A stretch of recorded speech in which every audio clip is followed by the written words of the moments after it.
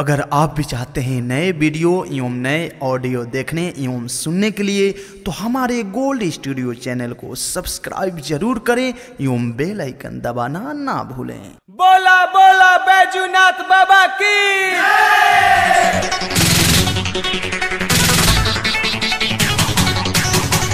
बोला बोला सनेश्वर नाथ की।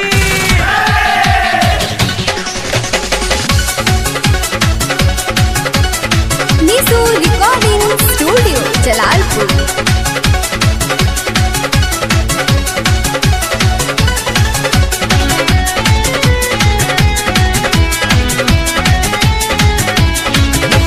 चलो एक कंवरिया बाबा का दुआरिया, चलो एक कंवरिया, चलो एक कंवरिया बाबा का दुआरिया। कठिन बाउन कर डगर कन्हवा पर लेके चल भोला के नगर। कन्हवा पर लेके चल भोला के नगर।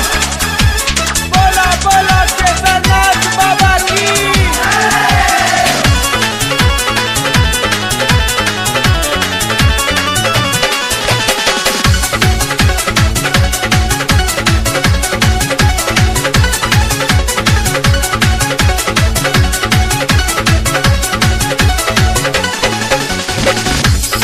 सुल्तानगंज से जलवा उठा के दर्शन कलिहल जाई बैजू लग जाके, बैजू लग जाके।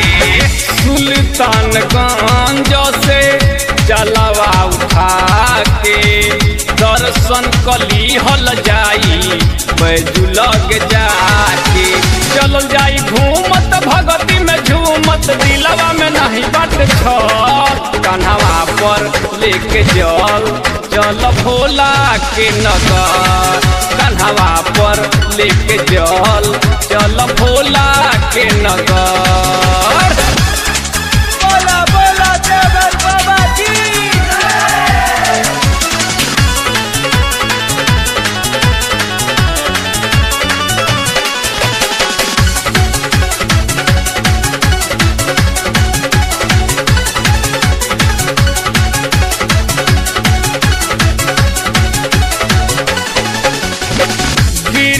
नारायण प्रतीक संघवा में जई है और गगरी जल भोला बाबा पर चढ़ई है, बाबा पर चढ़ई है।